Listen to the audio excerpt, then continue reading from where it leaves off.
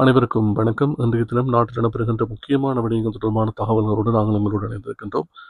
நாங்கள் கொண்டு வருகின்ற தகவல்கள் இன்று கொண்டு வருகின்ற இந்த தகவல்களில் சில தகவல்கள் ராஜபக்சர்களுடைய வயிற்றிலே புடியை கிளைக்கும் தகவல்களாக இருக்கலாம்.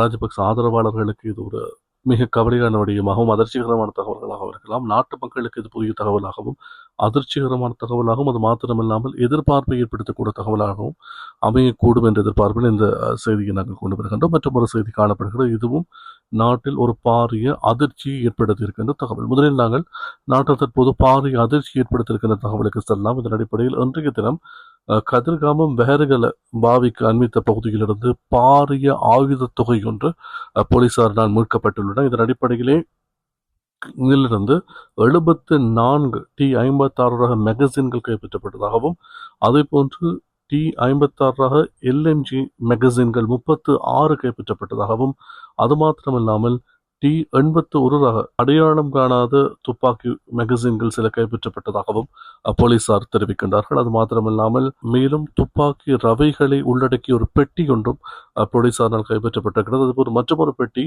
அதில் ஆயுதங்கள் உள்ளடக்கப்பட்டிருப்பதாக நம்பப்படுகின்ற பற்றி ஒன்றும் இதன் போது போலீசாரினால் கைப்பற்றப்பட்டிருக்கின்ற ஒரு பாரிய அளவிலான ஆயுத தொகை ஒன்று தற்போது இந்த வாவியிலிருந்து கிடைக்கப்பட்டிருக்கிறது. இவையெல்லாம் எவ்வாறு கைப்பற்றப்பட்டன என்ற பின்புலத்தை பார்ப்போமேயானால் நாங்கள் இந்தோனேஷியாவுக்கு செல்ல வேண்டியிருக்கும். ஏனென்றால் இந்தோனேஷியாவில் கைது செய்து நாட்டுகளை வரப்பட்ட பெகோசமன், கேல்பத்ர பத்மி உள்ளிட்ட முக்கிய 5 அந்த பாதாள குழு புள்ளிகள் மற்றும் திட்டமிட்ட குற்றச்செயல்களை முன்னெடுத்தவர்கள் குழு நாட்டுக்கு கொண்டு வரப்பட்டதன் பின்னர் மேற்கொள்ளப்பட்ட பல்வேறு விசாரணைகளின் விளைவாக அவர்கள் வெளிப்படுத்திய தகவல்களின் விளைவாக தற்போது பல நபர்கள் கைது செய்யப்பட்டு வருகின்றார்கள். இதன் அடிப்படையில் தான் நாட்டினுடைய ஐஸ் ஃபேக்டரி தொடர்பான தகவல்கள் வெளியாயின. இதையடுத்து தான் தற்போது ஸ்ரீலங்கா பொதுஜன பெரமுனவினுடைய உள்ளூராட்சி மன்ற வேட்பாளர் சம்பத் மணம்பேரி என்ற நபர் கைது செய்யப்பட்டார். அவர் கைது செய்யப்பட்டதை அடுத்து தற்போது மேலும் புதிய தகவல்கள் வெளியாகி வருகின்றன. இந்த நிலையில் தான் தற்போது இந்த தெற்கிலிருந்து பாரிய ஆயுத தொகை மீட்கப்பட்டிருக்கிறது.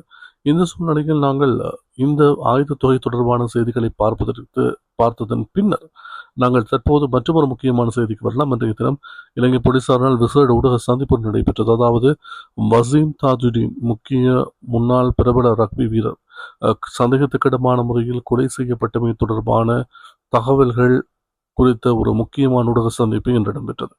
இத்தனை வருடங்கள் கழித்து தற்போது வெளியாக இருக்கின்ற செய்திதான் இந்த வசீம் தாஜுதீன் கொலை வழக்கிலே ஒரு முக்கிய திருப்பு முனையாக அமைந்திருக்கிறது. இத்தனை காலமும் ஒரு நபரை அடையாளம் காண முடியாதிருந்த நிலையில்தான் தற்போது அவர் அடையாளம் காணப்பட்டிருக்கிறார். அதாவது கஜ்ஜா என்ற நபர். இவர் இதற்கு முன்னர் இலங்கையினுடைய சிங்கள மக்கள் மத்தியிலே ஒரு பிரபலமான நபராக மாறினார். ஏனென்றால் இவர் ராஜபக்சர்களுக்கு தொடர்பிலே ஒரு பகிரங்கமான விடயங் குற்றச்சாட்டுகளை பிரபலமான யூடியூப் ஒன்றினூடாக முன்வைத்திருந்தார். அதன் பின்னர் தான் அவர் சில நாட்களிலே கொலை செய்யப்படுகின்றார். ஆகவே அவருடைய கொலைக்கு பின்னர் இதற்கு ராஜபக்சர்கள் தான் காரணம் என்ற ஒரு பரவலான கருத்துக்கள் முன்வைக்கப்பட்டிருந்த நிலையில் தற்போது வசீம் தாஜுதீன் கொலை செய்யப்படுவதற்கு முன்னால் அவரின் பின்தொடர்ந்த ஒரு வாகனத்திலே இந்த கஜ்ஜா என்ற நபர் பயணித்திருந்தமை தொடர்பிலே தற்போது தகவல்கள் வெளியாக இருக்கின்றன. இதை அவரது மனைவி உறுதிப்படுத்தி இருக்கின்றார். வசீம் தாஜுதீன் கொலை செய்யப்படுவதற்கு சில மணி நேரங்களுக்கு முன்னர் நாராயண்பேட்டை பகுதியிலே அமைந்திருக்கின்ற ஒரு உணவகத்துக்கு சென்று அங்கு தண்ணீர் போத்தல் ஒன்றை வாங்கியிருந்ததாகவும் அந்த தண்ணீர் போத்தலை வாங்கிவிட்டு அவர் செல்கின்ற போது அவரை பின்தொடர்ந்து ஒரு வாகனம் ஒன்று வந்திருந்ததாகவும் ஒரு டிஃபெண்டர் வாகனம் ஒன்று வந்திருந்ததாகவும் அதிலிருந்து ஒரு நபர் இறங்குகின்ற காட்சி ஒன்று காணப்பட்டதாகவும் அதன் பின்னர் பல்வேறு இடங்களில் அந்த வாகனத்தின் காட்சிகளை தேடி பிடித்து அதில் ஒரு நபரை போலீசார் அடையாளம் கண்டு அவர் குறித்த தகவல்களை தெரிவிக்குமாறு கூறியிருந்த போதிலும் அந்த தெளிவான அந்த நபருடைய முகக்காட்சிகள் ஒற்றுமைகள் விளங்காத காரணத்தினால் அந்த நபரை இதுவரை தேடி கண்டுபிடிக்க முடியாத நிலையில் தற்போது அவருடைய மனைவி அளித்திருந்த வாக்குமூலத்தின் அடிப்படையில் தமது கணவர் தான் இந்த வீடியோவிலே காணப்படுகின்றார் என்ற செய்தியை போலீசார் தற்போது உறுதிப்படுத்தி இருக்கின்றார்கள். இந்த கஜ்ஜா என்ற நபர் கொலை செய்யப்படுவதற்கு சில நாட்களுக்கு முன்னர் 2 தடவைகள் தாம் ராஜபக்சவனுடைய குற்றச்செயல்கள் தொடர்பில் தாம் பகிரங்கமாக பாவ மன்னிப்பு திட தயாராக இருப்பதாகவும் இதற்கு பின்னணியில் இருக்கின்ற பல்வேறு விடயங்களை கூற தான் தயாராக இருப்பதாகவும் ஒரு பிரபலமான யூடியூபில் கருத்துக்களை தெரிவித்திருந்தார். அவர் அது மாத்திரமல்லாமல் இது தொடர்பான சாட்சியங்கள் தம்மிடம் இருப்பதாகவும் தெரிவித்திருந்தார்.